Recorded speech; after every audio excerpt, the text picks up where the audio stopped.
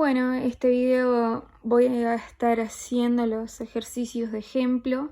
Tomé como referencia los ejercicios 3, 4 y 5 del libro, el capítulo 4 de campo magnético del libro La física entre nosotros. Y bueno, el ejercicio 3 dice: en una zona de campo magnético se lanzan partículas cargadas y estas siguen diferentes trayectorias. En la parte A dice que algunas partículas siguen un movimiento rectilíneo uniforme.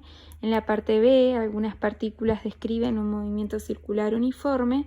Y en la parte C, que otras partículas describen trayectorias helicoidales. Hay que analizar cada una de estas tres situaciones y decir por qué las trayectorias son diferentes. Y bueno, la respuesta a esta situación es bastante sencilla. En realidad, las trayectorias son diferentes debido a que las cargas o las partículas inciden con ángulos diferentes entre entre el campo magnético y la velocidad. Entonces, por más que el campo magnético esté en la misma dirección, que acá no la aclara, la velocidad siempre va a incidir de maneras diferentes.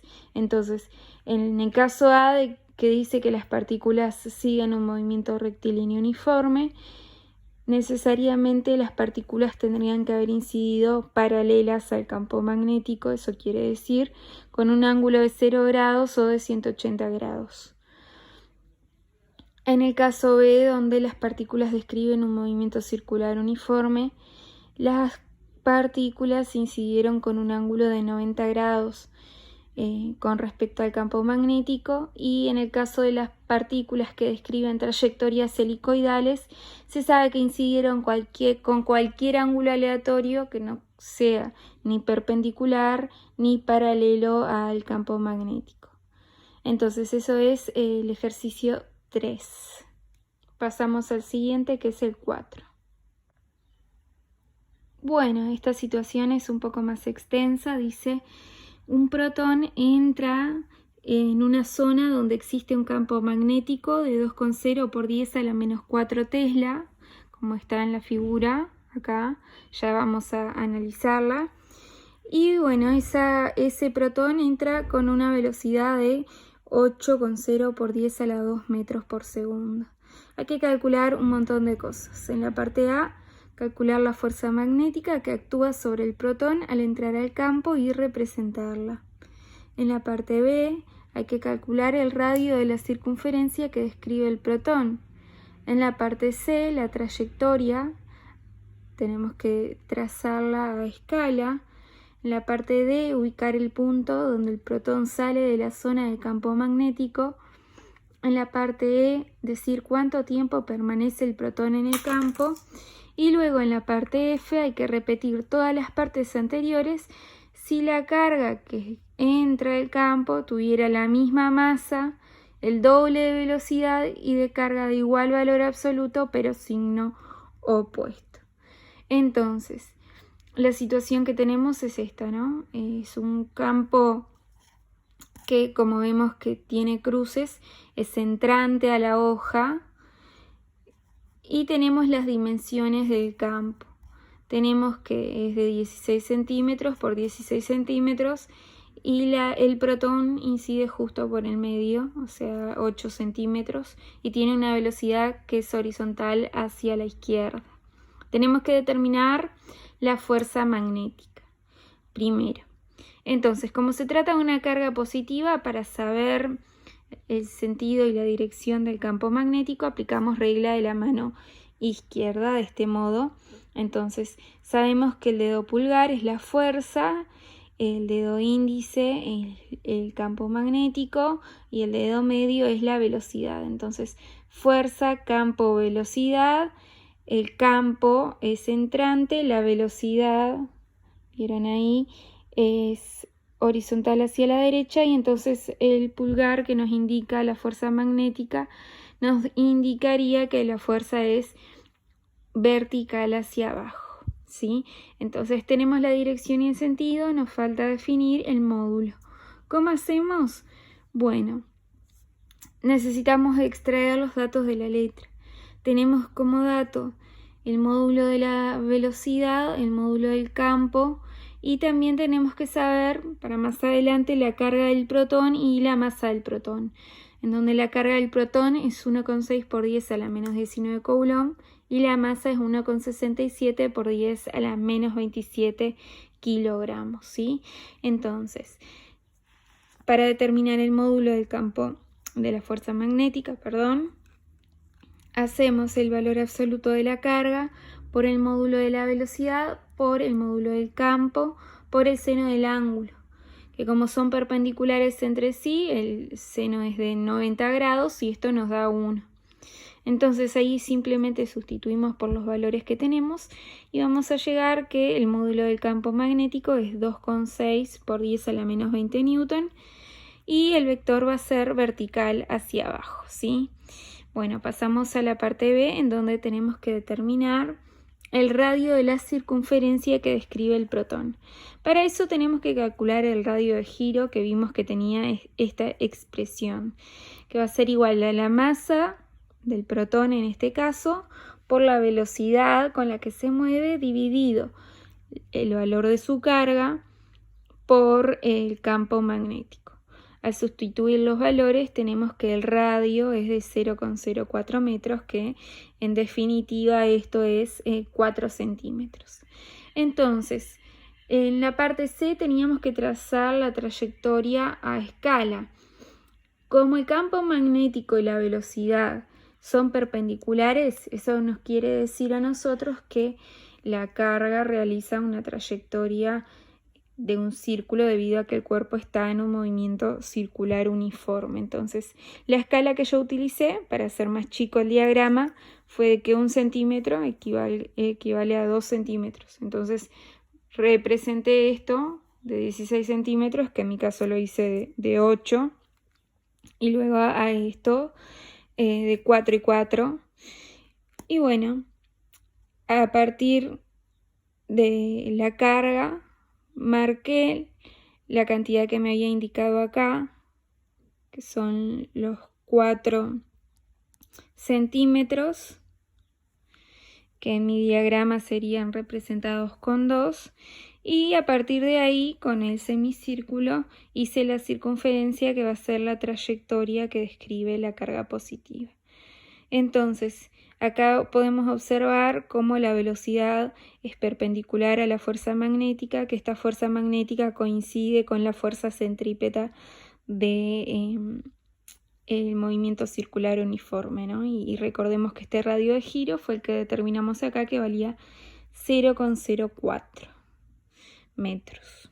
Entonces, de esta manera quedaría representada la trayectoria a escala. Teníamos que ubicar también en este diagrama el punto en donde el protón sale de la zona del campo magnético y vemos que eso ocurre acá, en este punto, que es en la parte inferior, es donde la carga sale de ese campo magnético. Bueno, vamos a pasar a la parte E, que tenemos que determinar el tiempo que permanece el protón en el campo.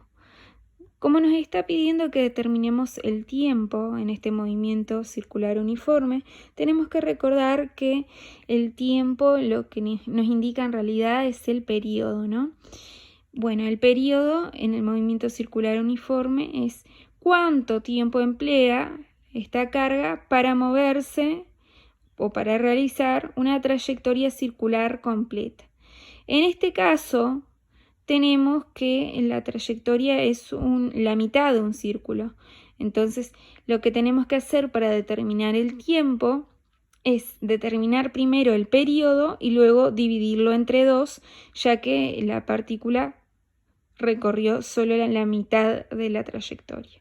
Vamos a ver eso cómo se hace entonces. Acá está entonces el tiempo que emplea la partícula para salir del campo, va a ser igual al periodo dividido 2. En el material que les dejé la fórmula de determinar el periodo, que recuerden que se determina con la letra tau y va a ser igual a 2pi por la masa dividido la carga por el campo magnético. Si sustituimos todo eso, vamos a tener que el periodo es 3,3 por 10 a la menos 4 segundos. Y si dividimos a eso entre 2, está borrado un poco, pero se nota igual, va a ser el tiempo igual a 1,65 por 10 a la menos 4 segundos. Ahora vamos a la parte F, en donde teníamos que cambiar algunas cosas, como por ejemplo, dejábamos la masa constante, o sea que la masa va a seguir siendo 1,67 por 10 a la menos 27 kilogramos. La velocidad va a multiplicarse por 2 porque aumentaba el doble, entonces ahora va a quedar 16 por 10 a la 2 metros por segundo. Y la carga iba a tener el mismo valor absoluto, pero distinto signo. Entonces va a coincidir con el valor de la carga del electrón, que es menos 1,6 por 10 a la menos 19 coulomb. Entonces, para determinar la dirección y el sentido de la fuerza magnética, volvemos a aplicar la regla de la mano izquierda, pero teniendo en cuenta ahora que se trata de una carga negativa. Entonces, podemos utilizar la mano derecha para simplificar los movimientos simplemente. Esto es la fuerza, esto es el campo y esta es la velocidad. Entonces, el campo es entrante. La velocidad es horizontal hacia la derecha y así vemos que la fuerza es vertical hacia arriba. Entonces quedaría representada de esta manera. Vemos que el ángulo entre la fuerza y la velocidad es de 90 grados entre sí. Para determinar el módulo volvemos a utilizar la ecuación que vimos inicialmente. Al sustituir vemos que el módulo de la fuerza es 5,1 por 10 a la menos 20 newton. Y bueno, esa fuerza va a ser vertical hacia arriba. Acá me falta anotar, pero lo anotan ustedes, ¿sí? En la parte siguiente tendríamos que calcular el radio de giro de esta carga en el campo magnético, ¿no? Y bueno, va a ser igual a la masa por la velocidad dividido la carga por el campo. Al sustituir vemos que el radio de giro es 0,08 metros, eso quiere decir que el radio de giro es 8 centímetros. Y ahí simplemente lo que hice fue medir el radio y trazar con un compás el círculo, que acá vemos que es una cuarta parte de un círculo. Por eso, para determinar el periodo, el tiempo empleado para recorrer de este punto hasta donde sale, que sale en este sitio del campo magnético, tenemos que dividir el periodo entre 4, porque el tiempo va a ser 4 veces menos que el tiempo. Bueno, menos no, en realidad es el periodo dividido 4 veces, es una fracción. Entonces vamos a ver cómo hacemos para determinar el periodo. Recuerden que el punto en donde sale esta carga, que ahora es negativa, es en esta parte superior, bien a la mitad, debido a que esto es 16 centímetros y acá estarían los 8 centímetros. Entonces, el tiempo sería el periodo dividido 4, como ya vimos. Determinamos el periodo con la misma fórmula que antes y dividimos entre 4 y vemos que el tiempo empleado es 8,2 por 10 a la menos 5 segundos. El ejemplo 3 que voy a utilizar es el ejercicio 5 del libro. Dice: una partícula cargada penetra por el punto M, que es este, en una zona que es el campo magnético 1, que es este, describiendo un cuarto de circunferencia a radio 1, que es 4 centímetros. Al llegar al punto N, entra a la zona del campo 2, que es este otro. Acá vemos que el campo 1 es entrante y el campo 2 es saliente, ¿no? Bueno, y lo que hay que hacer es determinar el signo de la carga y en la parte B determinar el radio de giro en la zona B2 y dibujar la trayectoria que realiza la carga hasta que sale de la zona ABCD.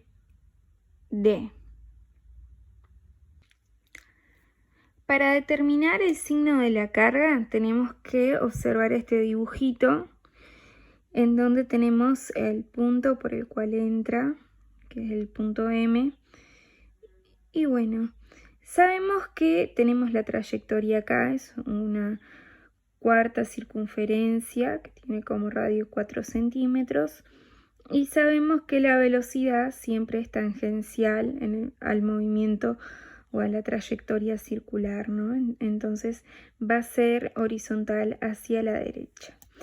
Como es una carga que no sabemos todavía el signo, tenemos que determinar la fuerza magnética hacia dónde es.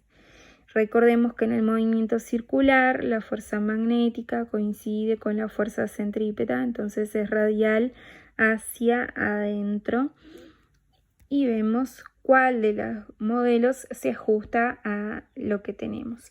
Si aplicamos la regla de la mano izquierda, considerando que la carga es positiva, tenemos que el dedo pulgar es la fuerza, el dedo índice es el campo y el dedo medio es la velocidad. Entonces, campo entrante, velocidad horizontal, y vemos que la fuerza magnética es hacia arriba, o sea que no coincide con una carga positiva.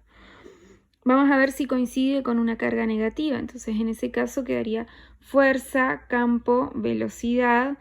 Tenemos el campo entrante, la velocidad es...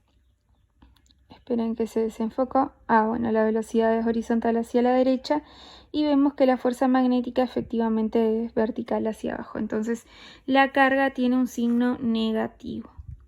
Ahora nos piden en la parte B determinar el radio de giro en la zona del campo 2, en donde el campo es saliente, y tenemos que dibujar la trayectoria que realiza la carga hasta que sale de la zona ABCD, o sea, que sale de todo esto.